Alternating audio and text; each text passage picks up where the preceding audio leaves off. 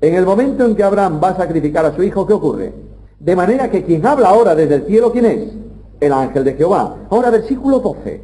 No dice no le rehusaste.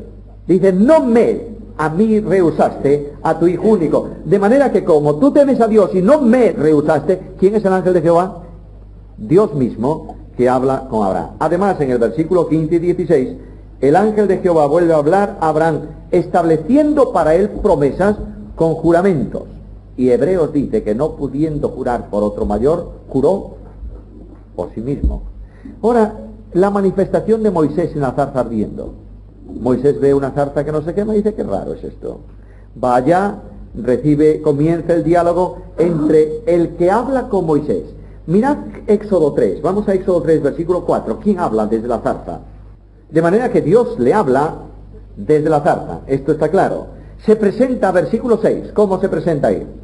De manera que dice, yo soy el Dios de tus antepasados, soy el Eterno. Si yo fui Dios de Abraham, que ya murió, y de Isaac, que ya murió, y soy el tuyo, soy el Dios, es el mismo, ayer, hoy y por los siglos. Ahora, versículos 7, 10, 16 sigue identificándose con Jehová y da un nombre, versículo 14. Todo el pasaje dice, el ángel que se apareció en llama de fuego se llama Dios, después le da promesas y le envía con el nombre de yo soy el que soy. Aquí tenemos una identificación del personaje. Otra vez, la tercera vez que aparece ángel de Jehová en el Antiguo Testamento, el episodio de Balaam, números 22, 1 al 41. Si queréis entretener a un niño con algo bíblico, contadle la historia de Balaam y aplicádsela después a su vida. El tipo se va a quedar atónito viendo a la burra rascarle la pierna contra el muro, tirarse debajo, en fin, todas estas cosas le entusiasma a un niño si le sabes contar la historia. No se te ocurra leérsela directamente al pie de la letra porque no te va a entender demasiado, cuéntasela. Ahora, el episodio de Balaam, versículo 22 de números 22, de modo que se hace presente el ángel de quién, ¿qué dice ahí? Del Señor, porque está traduciendo Jehová por Señor esa versión, pero dice el resto de las versiones, el ángel de Jehová. Se hace presente el ángel de Jehová. Ahora, versículo 31. De manera que este ángel recibe la adoración de Balaam. ¿Hay algún ángel que reciba adoración? ¿Ángel de Dios? Ninguno. Versículo 32. Yo he visto que tus caminos son malos. ¿Qué caminos? Los caminos del hombre, el comportamiento del hombre, que es lo que significa, es malo delante de los ojos de ¿quién? De Dios. Nadie puede determinar que el camino del hombre es malo solo por lo que está haciendo, sino por las intenciones del corazón. De manera que tus caminos son malos, y aquí está una identificación del personaje. Ahora, por favor, versículo 38. Bueno, ya no llega. Yo te voy a decir lo que tienes que decir. ¿Y qué dice después Balaam? Solo diré las palabras en el 38. Muy bien. Ángel de Jehová, vas a decir lo que yo te diga.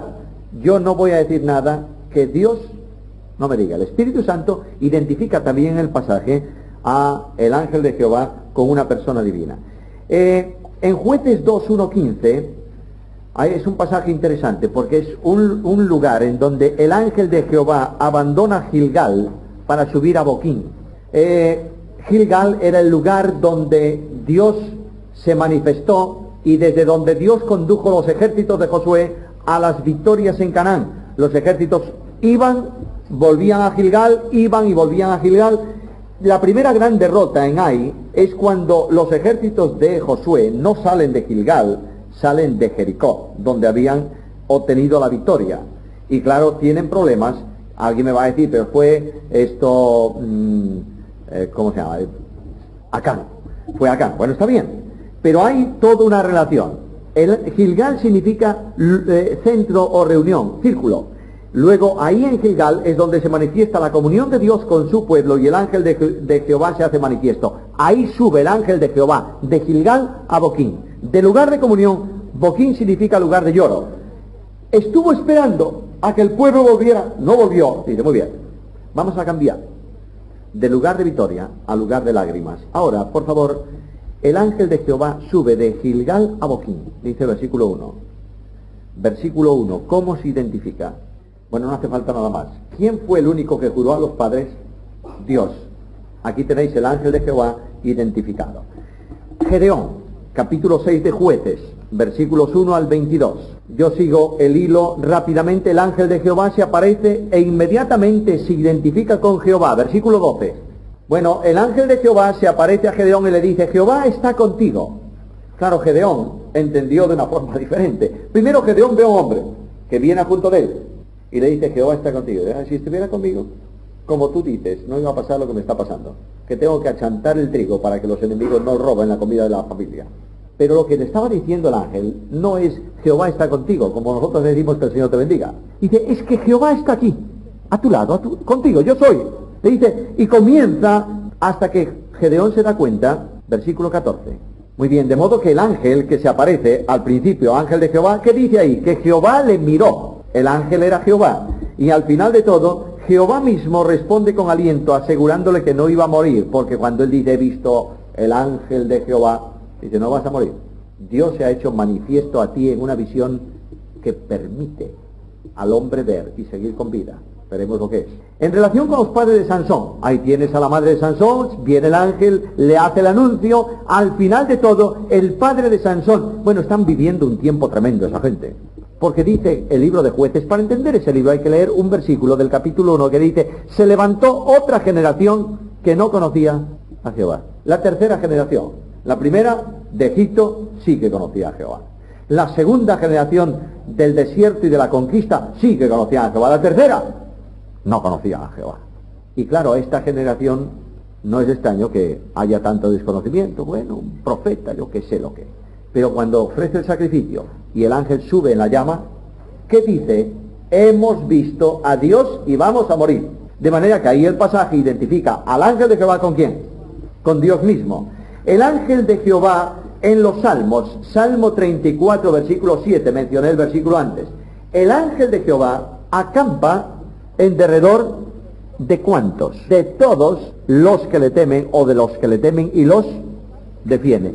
¿Qué ángel puede estar presente alrededor de todos los que le temen? Solo Dios, que es omnipresente. Ahora, el ángel de Jehová en la profecía de Oseas, en relación con Jacob, en Oseas 12, dice que Jacob luchó con un ángel y allí le robó. Ahora, por el relato de Génesis, se sabe que fue Jacob, que fue Jehová, quien le salió al encuentro y luchó con él. Lo dice en Génesis 32, 38. De manera que el varón que luchó con Jacob, ¿quién era? El ángel de Jehová. ¿Y quién era el ángel de Jehová? Jehová mismo. Bueno, ¿quién es? ¿Por qué el Señor Jesús? ¿Por qué solamente el Señor Jesús es el ángel de Jehová y no puede ser el Espíritu Santo el ángel de Jehová o el Padre? Porque estamos hablando de una persona divina, ¿no? ¿Por qué? La única persona divina que se reviste de humanidad es la segunda persona de la deidad. El Padre es invisible, dice, al Padre no le ha visto nadie ni le puede ver jamás. Cada vez que el Padre se hace manifiesto, hay gloria, luz, sonido, oscuridad, montes que tiemblan, etcétera, etcétera, etcétera, punto. Al Padre lo revela visiblemente ¿quién? El Hijo, de manera que Cristo dice, el que me ha visto a mí, ha visto al Padre. El Espíritu Santo se manifiesta en forma corporal. Cuando se manifiesta visiblemente en forma corporal, nunca se hace como visible como hombre, se hace visible como paloma, como llama de fuego, etcétera, etcétera. La única persona que es hombre real, se reviste de humanidad en el tiempo y estaba previsto es Jesucristo. Por tanto, el ángel de Jehová es el Señor Jesús. Y esto nos daría opción a un estudio interesante sobre la preexistencia de Cristo, ¿verdad? Yo creo que tendríamos que estudiar un año Cristología. ¿Qué os parece? Tabernáculo, Cristología, hay tantas cosas que tenemos que dar una vuelta. Ahora, una observación más, claro, y hay una cosa muy importante ahí. ¿Por qué son las espaldas Cristo? Todo eso tiene un simbolismo tremendo. Jehová cargó en él. ¿Con qué cargas tú las cosas? Normalmente, la espalda. La pones a los hombros y la cargas. Cuando tienes que hacer un esfuerzo, haces un esfuerzo, pero doblas las espaldas, ¿verdad? Bueno, por eso dice el texto bíblico que puso una mano para que no veas mi rostro, pero verás mi... Claro, porque Cristo, la segunda persona de la deidad, se hace visible para que el hombre lo vea en toda la dimensión, porque Cristo además es el revelador definitivo de Dios por toda la eternidad. De manera que nosotros podemos ver a ese Dios manifestado en carne y no morimos, todo lo contrario, viene para darnos vida y vida en abundancia. Por eso pueden verlo en el Antiguo Testamento sin ningún tipo de problema, porque indudablemente la persona que expresa la realidad del Redentor, que va a venir para morir por los pecadores. La grandeza de Dios es que Dios se hace visible a los hombres como hombre, para poder hablar, dar un mensaje de Dios con garganta de hombre, y abrazar a los hombres en abrazo de Dios con brazos de hombre.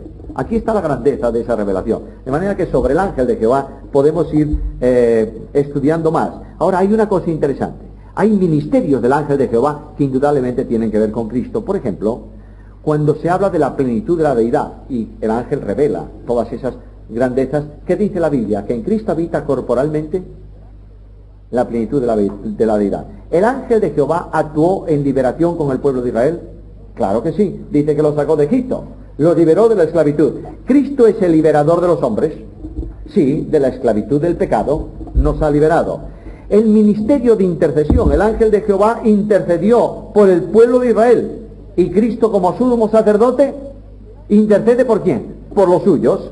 El ángel de Jehová es defensor, defendiendo, por ejemplo, a Josué de las acusaciones de Satanás. Dice que se puso al lado en defensa, en ministerio de intercesión. Jesucristo es el intercesor permanente de los creyentes en la presencia de Dios. El ángel de Jehová es protector, rodea a todos los que le temen y los defiende. Cristo es el protector de los creyentes, prometiéndoles que nunca los dejará solos. No te dejaré ni te desampararé. El ángel de Jehová es el consolador, en oficio de consolador, sí, vino a consolar a Agar en el desierto. Le dijo, no te preocupes, tiene palabras de consuelo. Cristo vino para dar consuelo ¿a quién? A los afligidos, a los enlutados de corazón. Ahí tenéis toda la identificación del ministerio del ángel de Jehová con Cristo mismo. Ahora, finalmente, hay otro asunto que tiene que ver con el príncipe del ejército de Jehová. No es el ángel, es el príncipe. En este sentido no podemos vincularlo con los ángeles, pero es otra de las manifestaciones ¿de qué? De la presencia visible del Señor de los ejércitos entre los hombres, y este es Cristo mismo.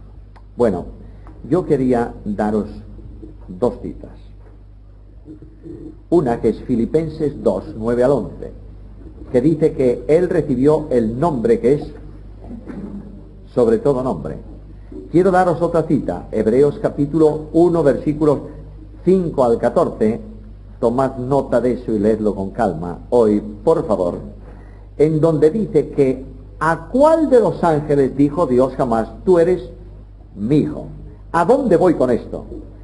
Voy a que reflexionéis que aunque los ángeles son impresionantes, grandes y poderosos, el Hijo es supremo sobre los ángeles. Vamos a entrar en un ser muy especial que ha causado y causa problemas muy serios en el mundo de los hombres, y este ser es Satanás.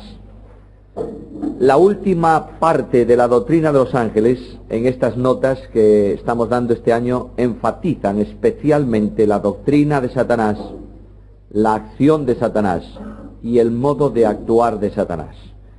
Es decir, es bueno que conozcamos asuntos generales sobre Satanás. Es necesario que sepamos cómo actúa Satanás. Cuando una persona, un estratega, un general militar, quiere saber, o va a entrar, mejor dicho, en batalla con un enemigo, lo que hace es estudiar al enemigo. Eso es gran parte del éxito de la batalla.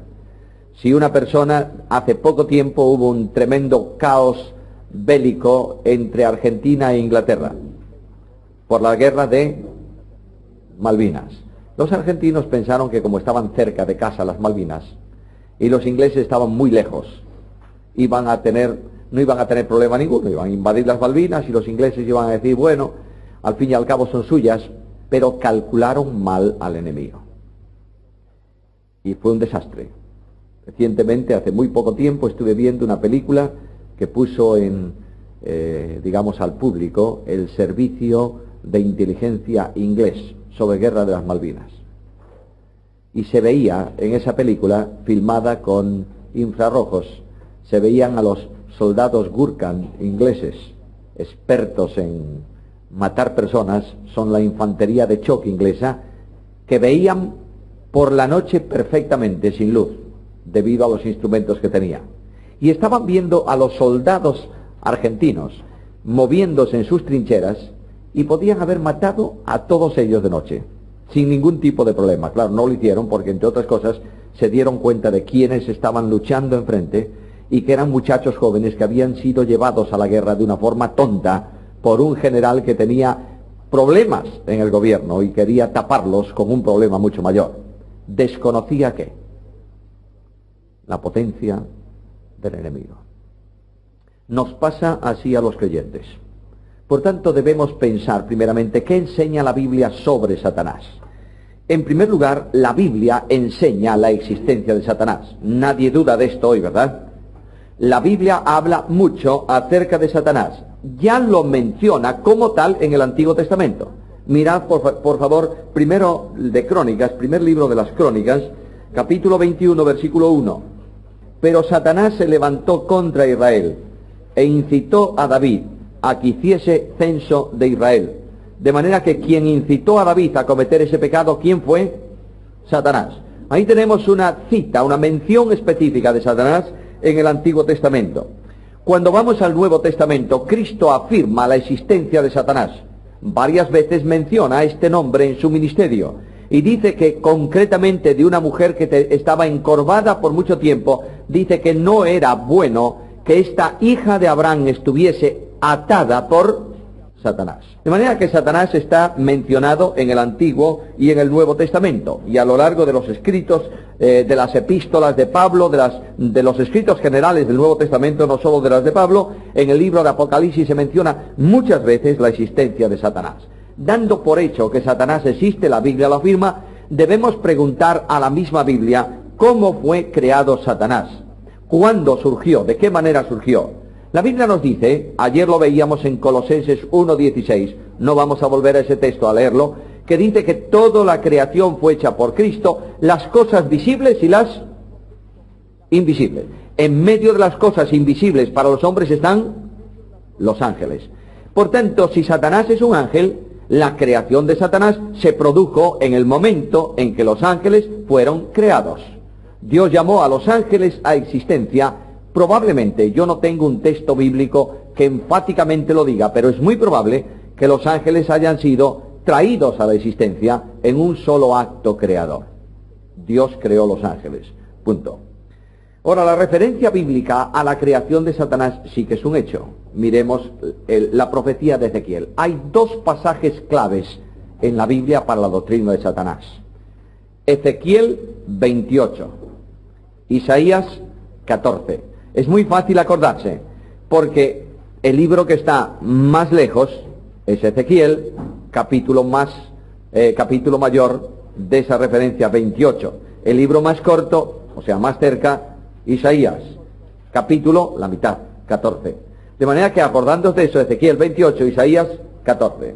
Tenemos que acordarnos de los profetas donde están, los capítulos son fáciles. Ahora, en Ezequiel 28 se nos habla, la Biblia habla de la creación. En Isaías habla de los pasos del pecado de Satanás. Primeramente, creación de Satanás. Ezequiel capítulo 28, versículo 13 y versículo 15. Leámoslo, por favor. En el día de tú, luego dice el texto bíblico que Satanás fue un ser creado. Hay por ahí una filosofía muy antigua que afirma que el mundo está dividido en dos hemisferios, digamos así, el bien y el mal. Y si el bien ha tenido un líder, dicen ellos, que existió siempre, y es Dios, llámesele como se le llame, el mal ha tenido un líder que existió siempre, llámesele como se le llame. Luego, para este tipo de filosofía, Satanás no fue creado. Un poquito, esto es, decimos, qué tontería. Esperemos un poquito. Porque ellos dicen, primero, que no es posible la existencia del bien sin la existencia del mal.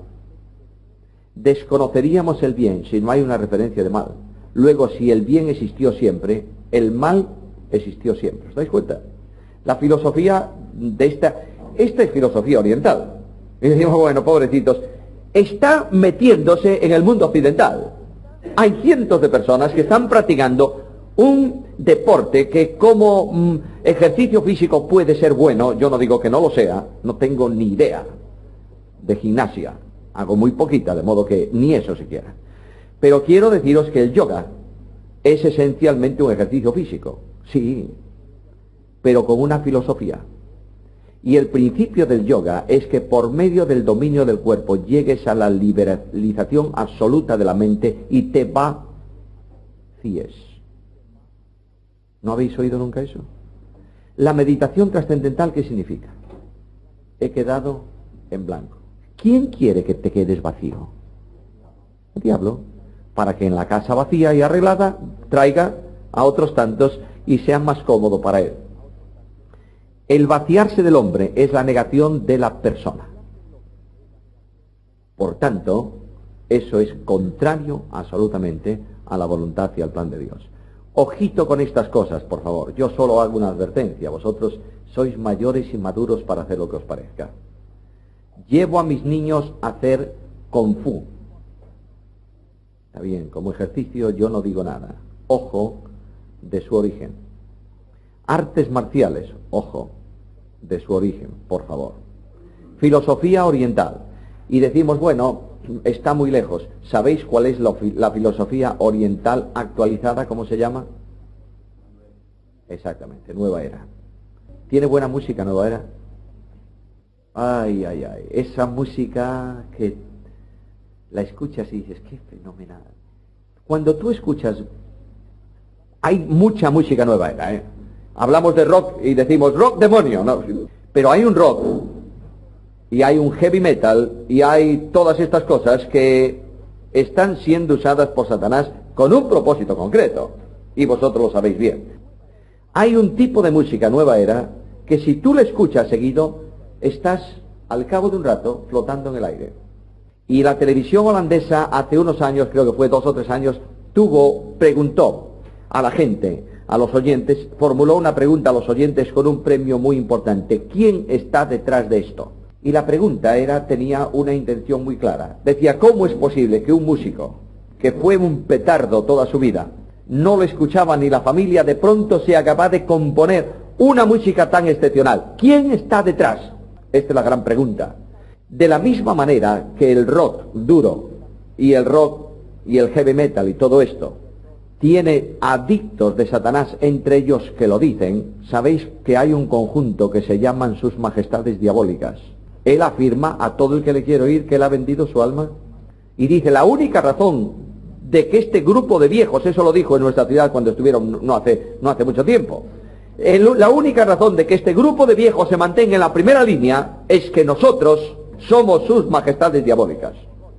Ahora, por favor, las cosas del mundo no son cosas físicas que hacen daño, son cosas espirituales. Juan dice, no améis al mundo ni las cosas que están en el mundo, ¿sí? Tengamos mucho cuidado con esas cosas. Las cosas del mundo que hacen daño, dice Juan, son la concupiscencia de los ojos, la concupiscencia de la carne y la soberbia de la vida. ¿Es así? Ahora, ese sistema espiritual utiliza las cosas que es a su favor. Por ejemplo, ¿la televisión es mala? Naturalmente que no. De manera que yo me pongo delante de un televisor y me dicen, vamos a pasar una película X. ¿Es malo? Malísimo.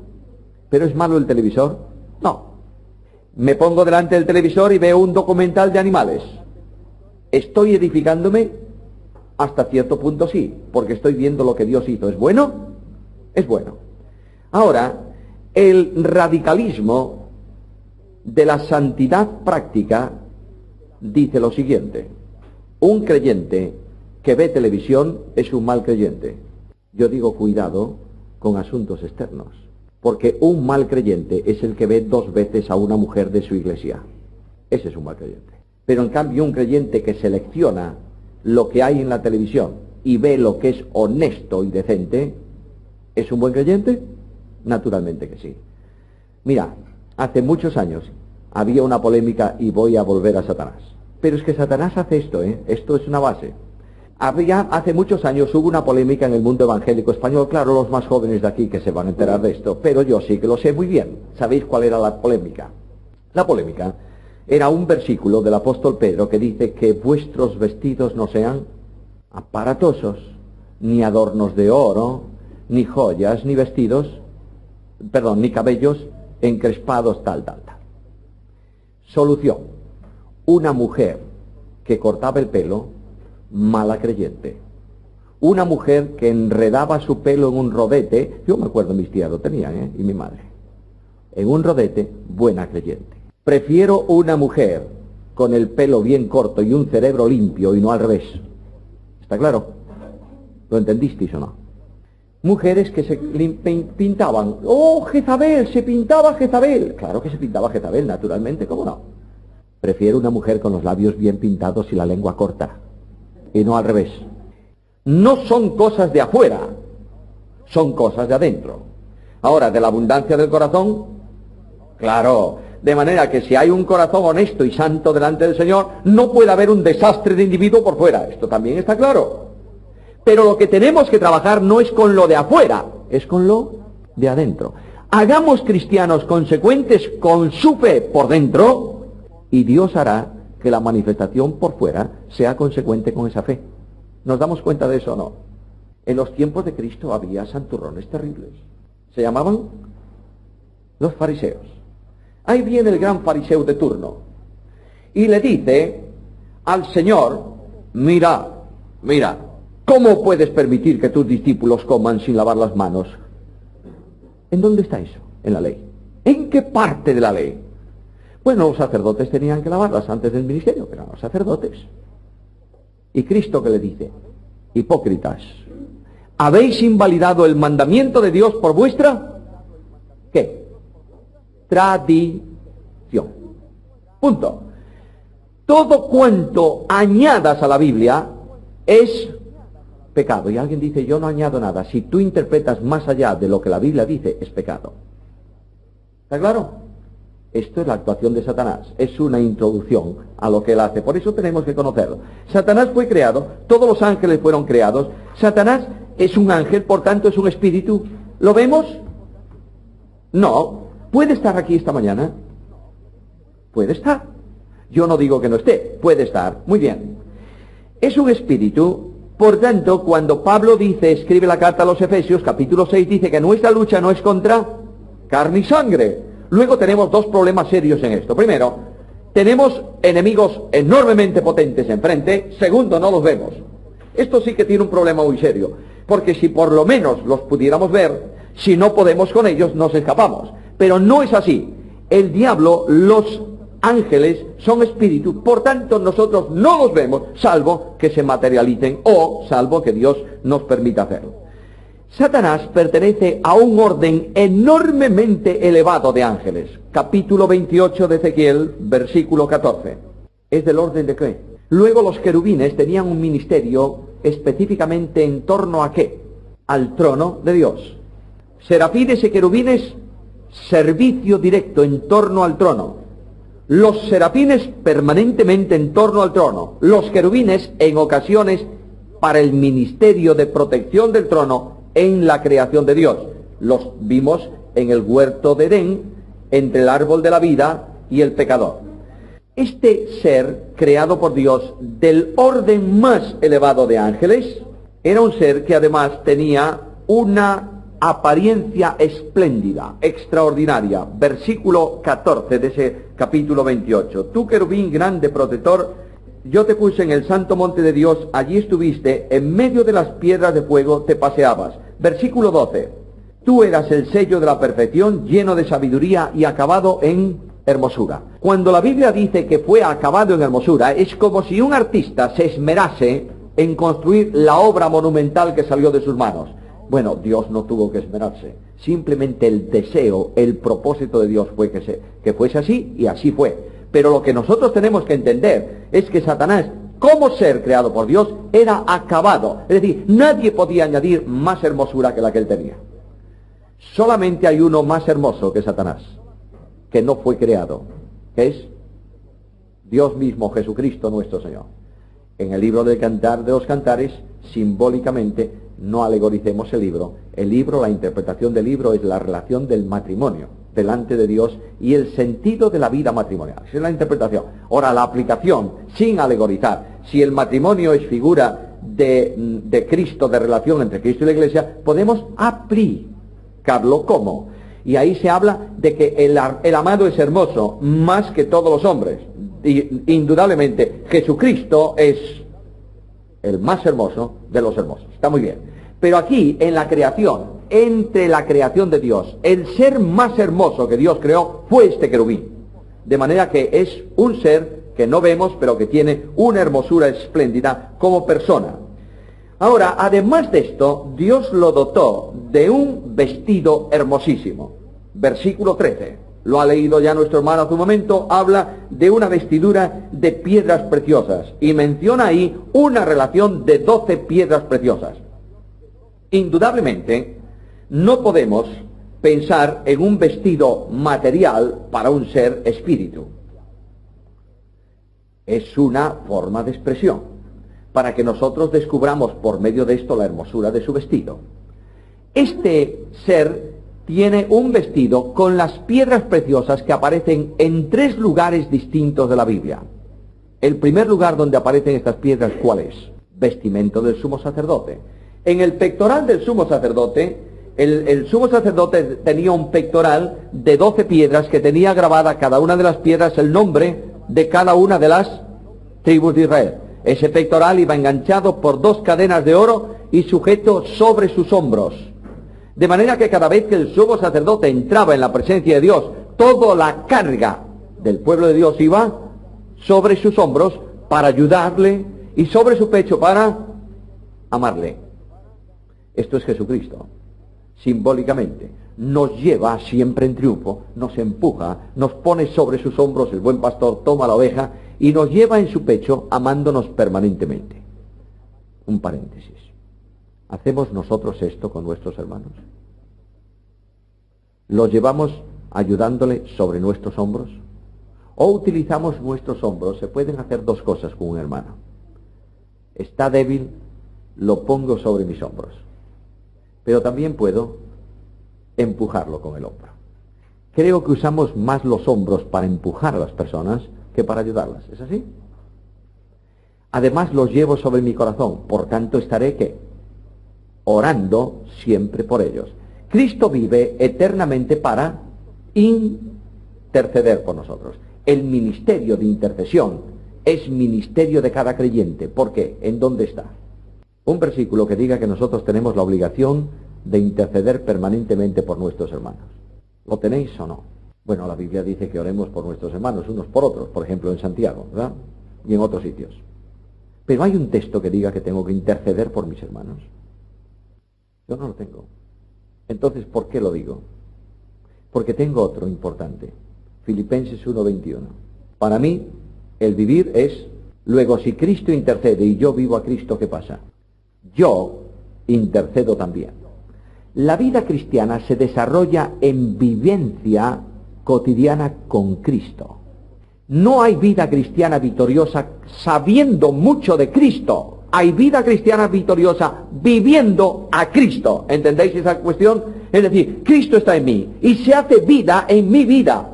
Y la vida mía, en la medida en que yo esté en el poder del Espíritu, es una vida de identificación plena ¿con quién? Con Cristo, en todo. ¿En todo? Por ejemplo, ¿Cristo iba de vez en cuando a alguna fiesta social de su tiempo o no? Iba a las bodas, entre otras cosas.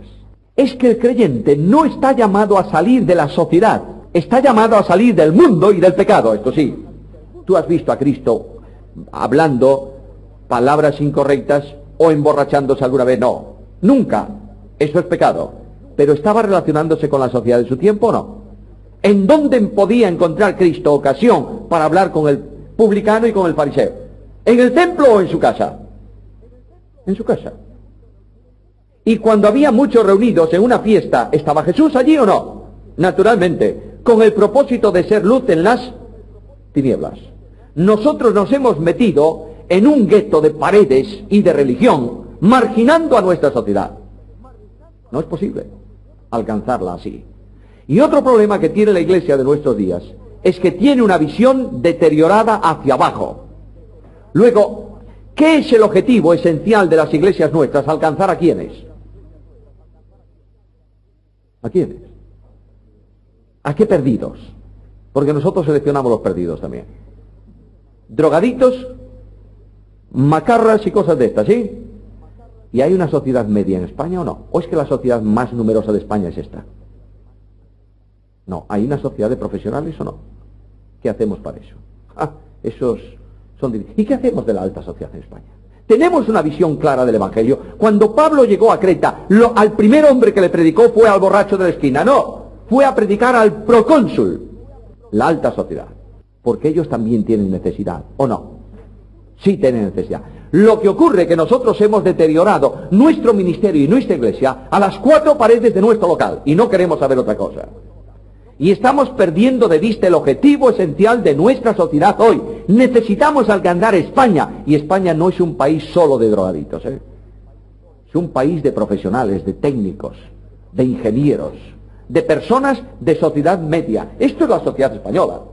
Y la iglesia tiene que estar presente en esa sociedad. No podemos estar presentes en esa sociedad solamente el domingo por la mañana en nuestra iglesia. Digo esto para reflexión. Volvemos a Satanás. Las vestiduras de Satanás, espléndidas. Ahora, estas piedras se mencionan en el pectoral del sumo sacerdote, segundo se mencionan en la vestidura de Satanás y tercero se mencionan ¿en qué? En la ciudad celestial, los cimientos de la ciudad santa. Luego, cuando Dios quiere darnos una idea de hermosura, utilizó estas 12 piedras, ¿verdad? Imagínate un ser tremendamente sabio, hermosísimo y vestido de gloria. Pues esta es la imagen bíblica de Satanás. Satanás no quiere que el mundo lo vea así. De manera que procura que los niños lo descubran como.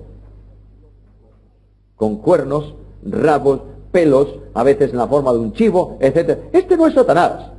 Esto es lo que él quiere que tú pienses que es él. Pero la Biblia dice que Satanás se disfraza permanentemente ¿de qué?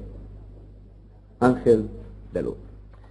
Ahora, como todas las criaturas creadas y los ángeles creados por Dios, Satanás recibió un nombre. Isaías 14:12. A ver, rápido a Isaías ahora mismo y volvemos a Ezequiel. No perdáis el capítulo de Ezequiel.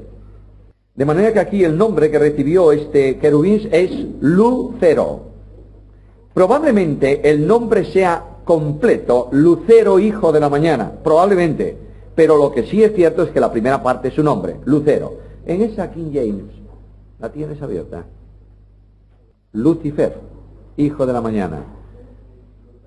Lucero de la mañana. Bueno, Lucifer es una palabra compuesta que habla de luz y fuego, es lo que significa hijo de la mañana. Muy bien, de manera que hijo de la mañana probablemente se refiera al tiempo histórico de su creación, o puede ser su nombre, pero da lo mismo. El asunto es que Dios le llama a este ángel Lucero. De manera que tenemos algo importante, su nombre, su creación, su sabiduría, su belleza, etcétera, etcétera. Y hay otra cosa que observar, el ministerio que tenía, que era de una importancia capital. Versículo 14 del capítulo 28 de Ezequiel. Tú, querubín grande, protector, yo te puse en el monte santo de Dios. Allí estuviste, en medio de las piedras de fuego te paseabas. De manera que este querubín, que era grande, tenía un ministerio específico él, que era protector. Ayer decía que los serafines son los custodios, los protectores de la adoración.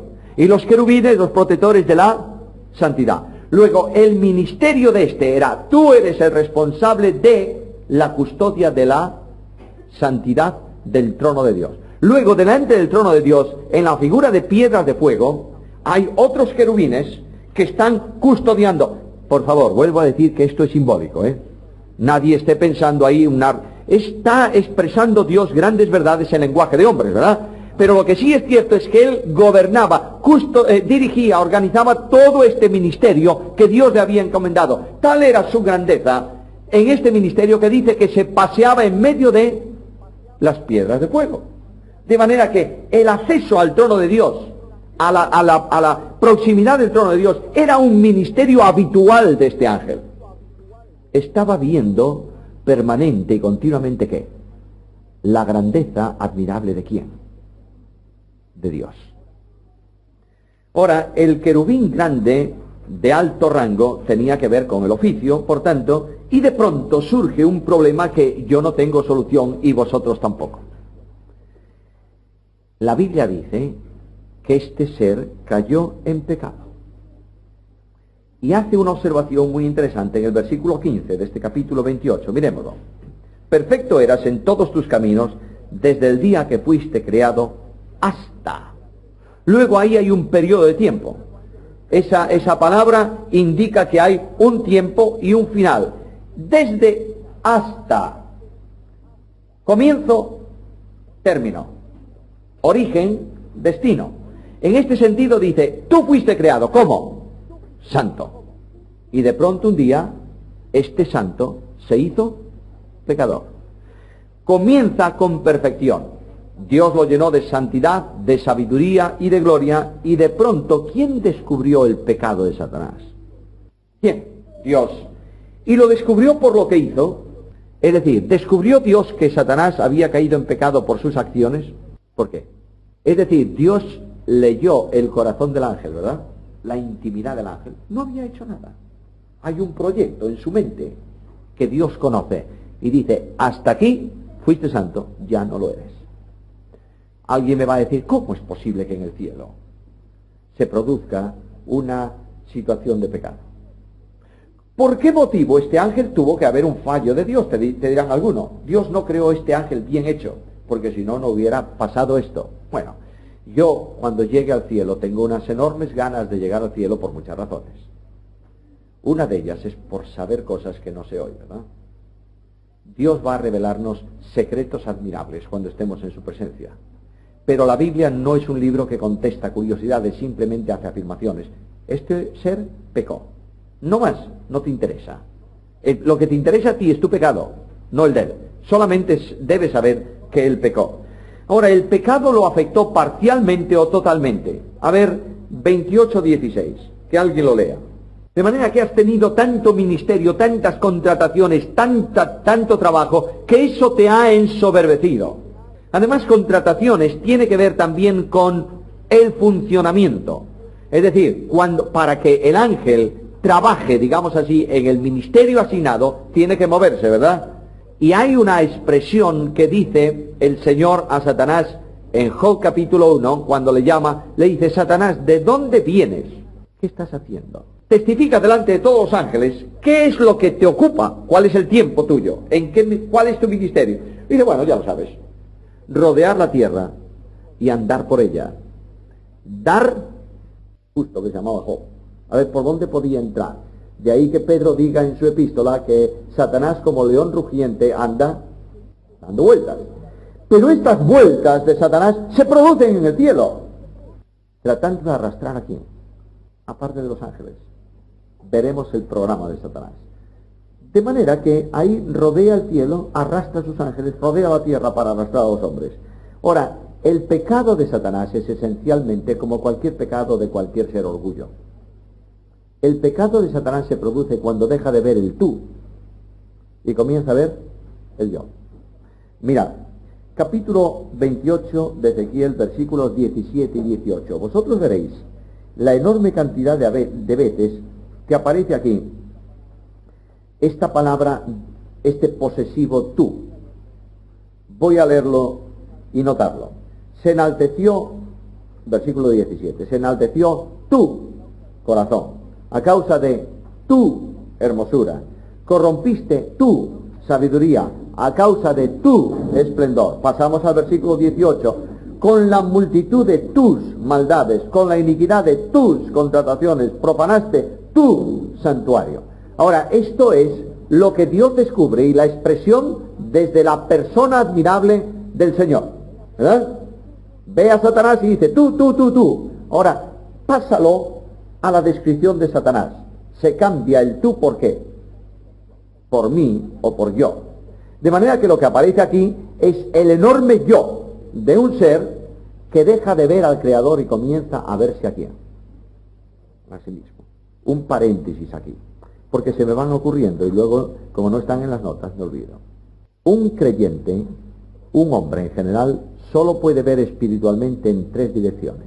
Hacia arriba, hacia los lados, o sea, a su alrededor, o hacia adentro.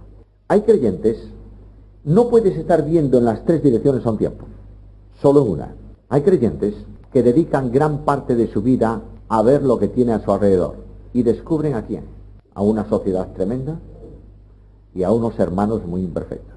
El que ve a su alrededor siempre tiene en su órbita un imperfecto. Mira cómo anda, mira aquel, fíjate qué hombre, mira, siempre así. Puede ver para sí, y cuando ve para sí se produce el espíritu del pavo real. El pavo real, cuando es bello el pavo real, cuando abre la cola. Los catalanes se nota que vais poco al Zoo de Barcelona, ¿verdad? Tenéis un tremendo tesoro, lo visitáis relativamente poco, ¿no? Muy caro. Pero de vez en cuando hacer un ahorrillo y pasarse el día en el zoo es una maravilla. Bueno, cuando tú ves un pavo real, el pavo real en ciertas épocas del año, no siempre, abre su cola. ¿Te das cuenta que cada vez que un pavo real abre la cola siempre te da la cara? ¿Lo has observado? Tú estás delante del pavo real y te mueves y el pavo se mueve. Siempre frente a ti. El pavo real tiene mucho interés en que tú veas la gloria de su cola. Tú llevas a un amigo contigo la próxima vez que vayas y le dices, oye, a ver, entretenme un poco a este.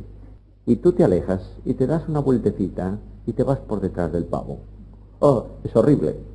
Le ves una trasera llena de pelos blancos, que eso es horrendo, y dos patas más feas que echas en carga. Tú sabes cuándo es bellísimo el pavo, cuando tiene la cola baja, porque no le ves ni la trasera ni las patas. Así le pasa al creyente. Nuestras iglesias están llenas de grandes pavos reales. Nota, siempre te dan la cara, porque esos pavos reales están por detrás muy llenos de perversidad moral. ¿Entiendes esto? Porque se están viendo a quién, a sí mismo y a ti. Hay un ejemplo muy claro en la Escritura. Hay un profeta que se llama Isaías, y yo cada vez que leo Isaías 5 y 6 me imagino una escena.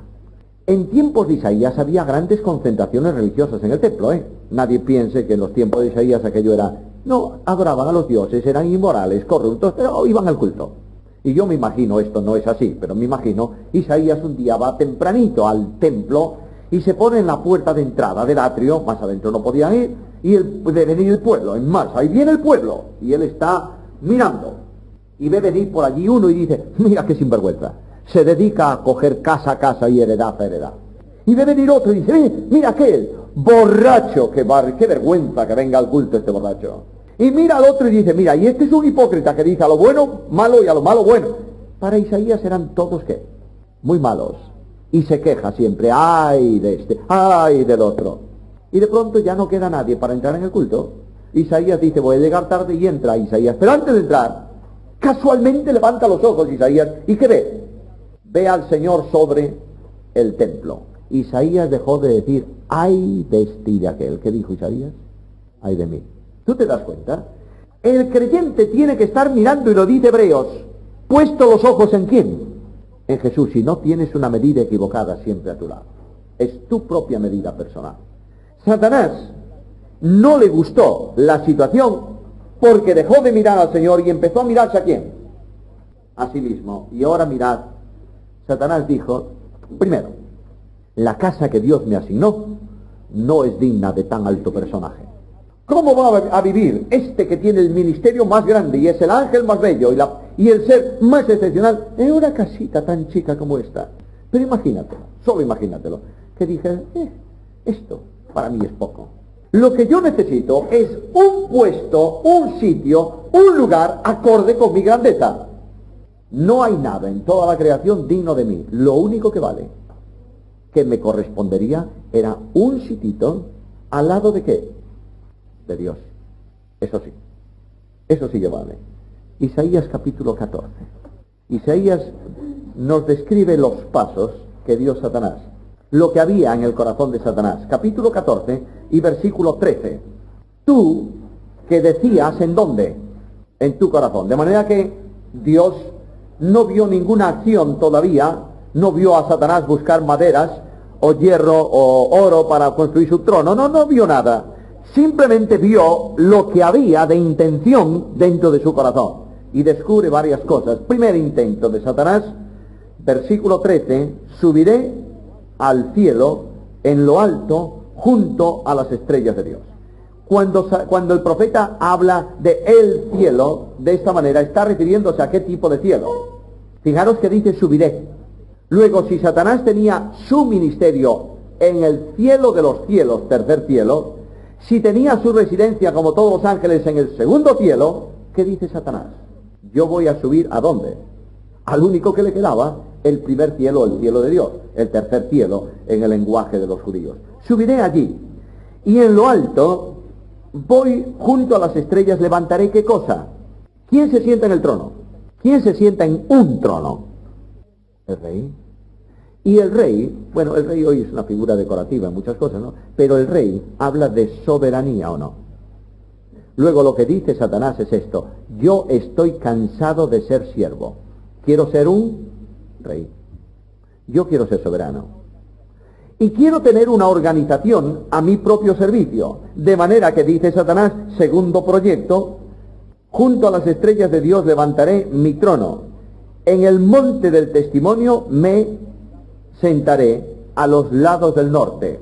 Ahora, esta frase y este versículo es un tanto complejo, ¿no? A ver, ¿queréis ver Salmo 48, 1 y 2, por favor? De manera que los ángeles, probablemente, digo probablemente porque no tengo más texto que esta referencia de aquí, pero probablemente los ángeles conocían el plan de Dios y del gobierno de Dios.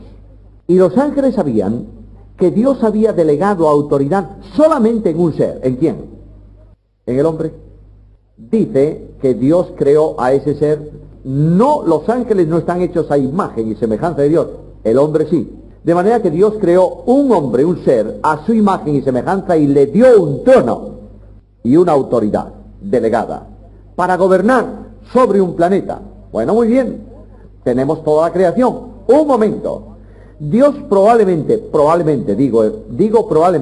dio a los ángeles una visión panorámica de lo que iba a ser la historia de los hombres en relación con Dios. Y una de las cosas que los ángeles debieron saber entonces es que Dios iba a hacerse hombre. Digo probablemente, no estoy afirmando nada, por favor. Y Satanás habrá dicho, ¿cómo es posible que un hombre así de pequeñito vaya a tener lo que yo no tengo como querubín? No es justo que un ser con tantas limitaciones tenga un trono y yo con tanta gloria no tenga un trono. El orgullo nace y dice, yo voy a sentarme allí, y entonces quien va a tener un problema, ¿sabéis quién es? Dios va a tener un problema, porque se va a dar cuenta que no es el soberano único. Yo seré un soberano. Cuarto deseo impío de Satanás, versículo 14. Sobre las alturas de las nubes subiré. Las nubes en la Biblia son figuras de la gloria de Dios. De manera que, por ejemplo, cuando Dios sacó a Israel de Egipto y lo llevó por el desierto, sobre el pueblo de Israel que había una nube de la gloria de Dios. Le alumbraba por la noche, y esa nube era oscuridad para los enemigos que venían detrás de Israel. Los enemigos no veían dónde estaba el pueblo, Israel veía perfectamente el camino. Cuando se habla de nubes en la Biblia, en muchos otros lugares, están relacionadas con la gloria de Dios.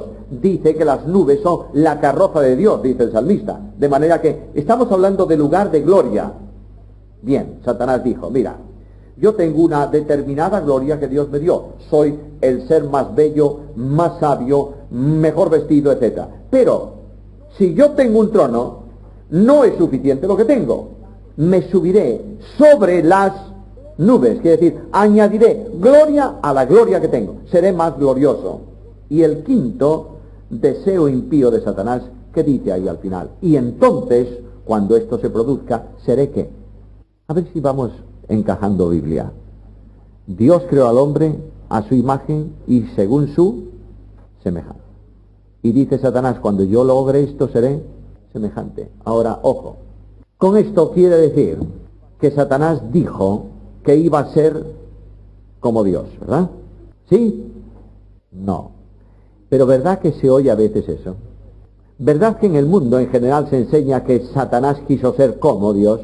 Satanás no era necio, era bastante sabio para saber que nunca podría ser como Dios. ¿Podría ser Satanás omnipotente? ¿Omnipresente? ¿Omnisciente? No.